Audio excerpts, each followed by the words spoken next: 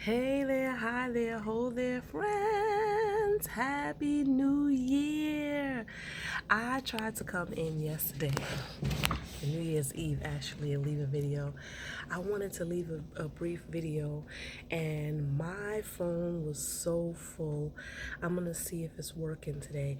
I'm trying some new things for the new year, so I put these strip lashes on just to give myself um, a little look-see into how I would look if I started wearing lashes, because I noticed that as I'm getting a little older, my eyelashes, I don't know if it's maybe I need to take some vitamin E or something.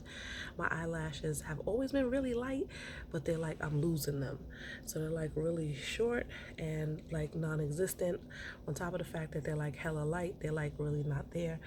I spent most of the day taking out and like going on YouTube and doing something new with my hair, and I think I did a hell of a good job. I mean, it's my first time doing this style, and this video is not going to be about this style, but I am running it through because I know I'm mentioning it because it is the new year and I am doing something different here.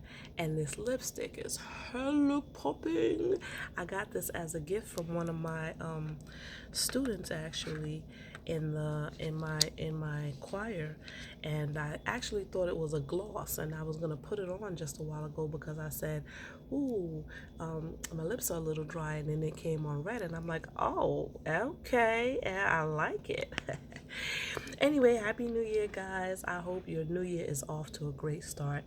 um these videos always, most of the time, come from me talking over something with a friend. I was talking over with a friend the other day, something that really ticked me off, and I wanted to come in and do a little video about it. You know, it's really a shame how a lot of people look at people who are in their 40s, look at women, especially in their 40s with kids, and they kind of dismiss us as if we're unwanted. And really, I think it is that they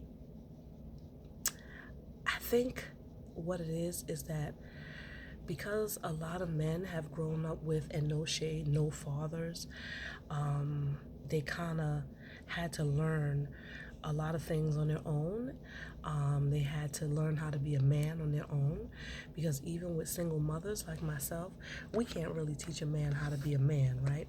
So some of the things, if they've grown up to be a man, like what, you know, and take on the responsibilities that even men expect themselves to take on, it's taken a lot of work, a lot of trial, a lot of error, a lot of mess ups on their parts, and for them to get to the level that they appreciate themselves at, when they consider themselves, they're here and they're a man, right? They are their own definition of a man, or they are society's definition of a man. So with that being said, there are a lot of people who are, a lot of men, a lot of males who are in their 40s who are not men, and they're still struggling to find themselves. They're still struggling to find out who they are, and they are trying to find out who they are by what they do, by their attributes, by the things that they've acquired in life. And unfortunately, a lot of us women, especially those of us that are single moms, we were forced to play both roles, mother and father, male and female. When I say male and female, I mean have strong masculine and feminine energies to get things done and to be the nurturers. And so we know, a lot of us, we know what we want, and we've been able to take care of ourselves for so long, not because we want to, or not because we wanted to, but because we had to. And so when you have a man who comes in and he wants you now to allow his ego to take on that role as that masculine energy, and as that caregiver, as that protector, and as that provider in your life, when he comes in and he sees that you dead ass can do this by yourself, and that you've been doing it by yourself for all these years, a lot of times men are intimidated by this, and then they say that you're too hard to deal with. Hence the reason why not everybody, but a lot of men decide they're going to go for the younger woman. A lot of men go for the younger woman, and I guess there's an upside to that because it strokes their ego and it makes them feel like they're younger. I mean, I went through a phase where I wanted the younger guy, and it makes you feel like, especially when you have the energy of that younger person, it makes you feel more vibrant when there are a lot of people that are your age. That are tired, and they don't have the same energy as you. It can be great when you're matching the energies, but let's call a spade a spade. 20-year-old and a 40-year-old are not at the same level in life as far as maturity. 40 years comes with experience, right? In 40 years, you have a lot of experience that allows you to, let's say, be calm in certain situations. You don't react the same to experiences because you've had them, and some new experiences because you've had experiences that may have prepared you for those. Your reactions are going to be different. The way you experience life is going to be different when you're in your 20s than when you're in your 30s or your 40s even. And so there are going to be a lot of areas that are going to clash, just because the 20-year-old has to have time to experience life. But then there are those 40-year-olds that never grow up. And that's a whole other story. But the point that I'm getting at, and I'm going to reference Steve Harvey. I love Steve Harvey. I did a lot of Steve Harvey listening to back in the day.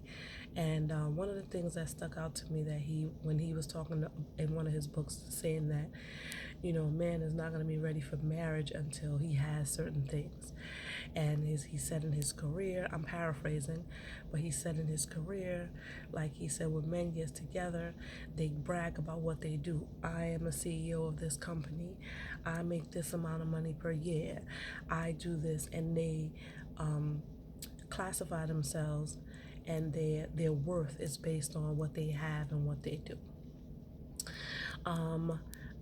I remember my therapist asking me one time, well, it was around the end of the year, it might have been last year, and she asked me, or maybe the year before that, and she asked me, who am I? And I thought about it for a little while, and I started listing all of the things that I thought that I was, and I felt that it was a little bit of a difficult question. It required some thought, and I was pretty solid on who I thought that I was and who I felt that I was.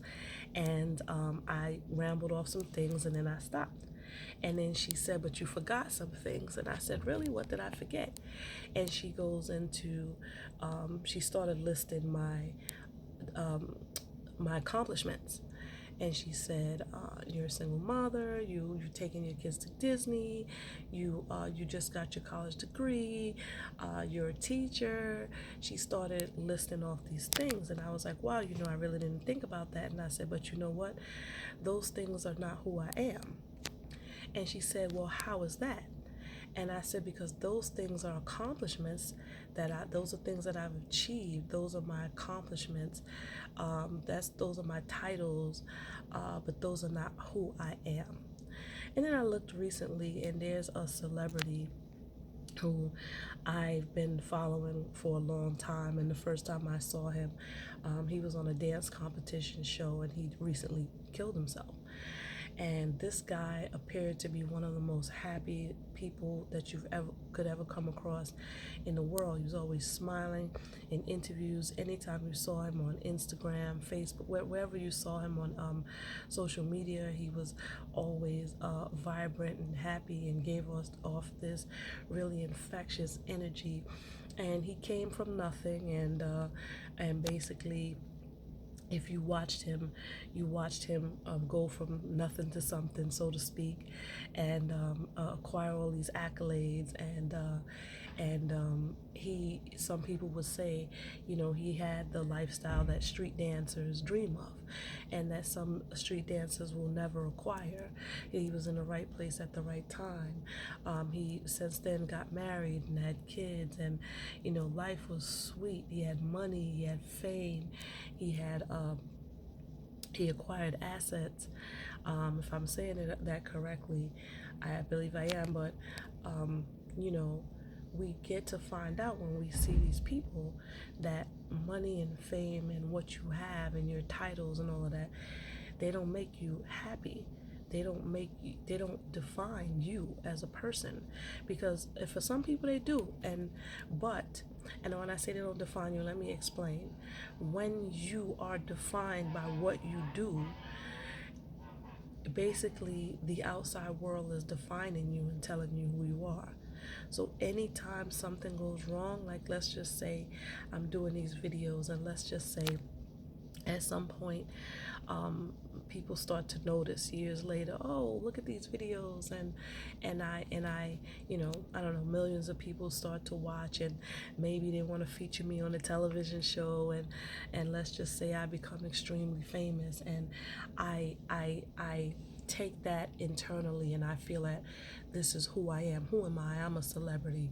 Who am I? I am what is it called? An influencer. Who am I? I'm a motivational speaker. Who am I? I'm a teacher.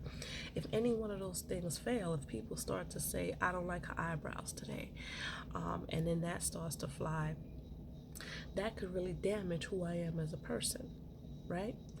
And it has. A lot of people we've seen in other cases that have committed suicide because their sense of who they actually are was altered by an outside perception, by circumstances. You have to value yourself beyond what you do, beyond your achievements and beyond your accomplishments. And that brings me to this stupid ass place where we've come to, where men are feeling like if I make a certain amount of money, I can't be with a woman who's in her 40s unless she makes a certain amount of money as well. And if I am, she has to sit down and shut up and take whatever I give her, because basically she's a piece of property or to me, or something that I've acquired. And they come from a place of selfishness, where as they felt like, and granted, they may have worked hard and suffered through some things to gain these titles and to gain these positions. And I feel like that is, I'm not undermining that in any way, but if that is your focus, and that is your worth, and I can understand feeling like I don't want someone to come in and ruin what I have. That's really coming from a place of selfishness. And actually, I don't think that really has anything to do with relationship.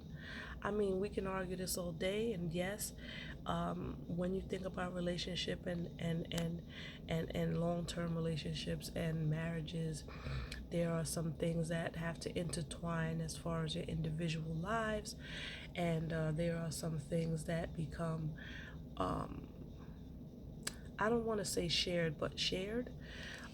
When your mindset is, this is mine and I've acquired it, and you should be lucky to be with me because this is my position and this is how much money I make, then you're really not ready to be in a relationship. You're really not ready to be with another person, I don't think, because being in that type of relationship, and it goes vice versa when you are a person and it's not only women, it's men too, who sit down and feel like, I want to be with a person who makes a certain amount of money so that they can take care of me, right?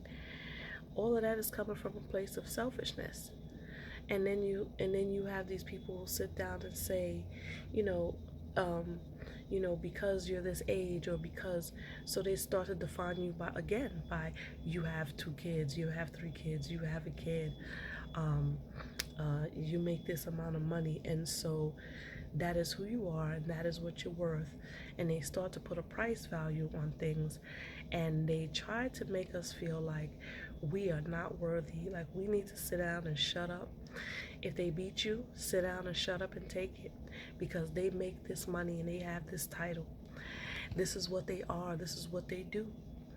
If they cheat on you, sit down and shut up and take it, because they're willing to marry you, or they're willing to say that you're their girl, or they're willing to say that you're a couple. If they come into your lives and they Um, buy something for your kid that's not their biological kid. Sit down, shut up, and take whatever they say to you, whatever verbal abuse, because they are the CEO of their company. Child, please.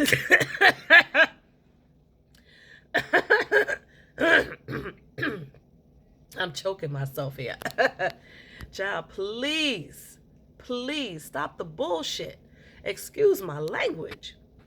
Ladies, ladies, ladies, we have to start to recognize what we're worth, and we are not what we do. I am not a teacher. That's not who I am. That's what I do. That's my job. Yes, I've worked hard to get to that position. Yes, I have a master's. I have 3 degrees. Yes, yes, there are a lot of things that I worked my ass off to have. There are a lot of accomplishments that I have, but it's not who I am. It's not who I am. Okay? Yes, I am a mom. That's one of the things, that's one of the positions that I hold in life. It's not who I am as a person. What are my values? Who am I as a person? If I wanted to describe myself in adjectives, kind, responsible, dependable, not a mom, a teacher, an earner of this amount of money or that amount of money per year. Bro, no. Okay? And let me tell you something. Most of the men that I've dated throughout my life are in their 40s and are still single.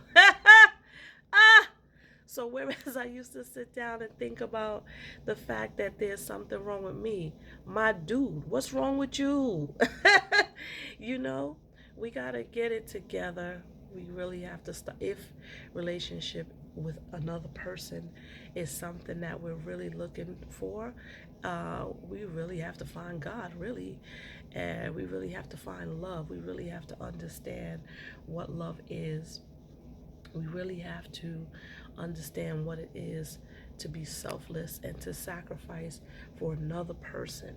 It's not all about you. And if you cannot get to the point where you can put another human being before yourself, and I'm not saying all the time, and I'm not saying to allow someone to walk over you, but at some point, and sometimes you are, as Jesus Christ did. And I'm not trying to browbeat anybody with religion, but as Jesus Christ has done, sometimes you have to be the last. You have to put yourself last. Sometimes you have to put other people's needs and other people's wants and other people's emotions and other people's feelings above your own selfish ways in order to make a relationship last and work. And that's just my little vent for the day. Be respectful. Tell me what you think in the comments below. Like, subscribe, share with someone that you think might benefit from hearing what I have to say.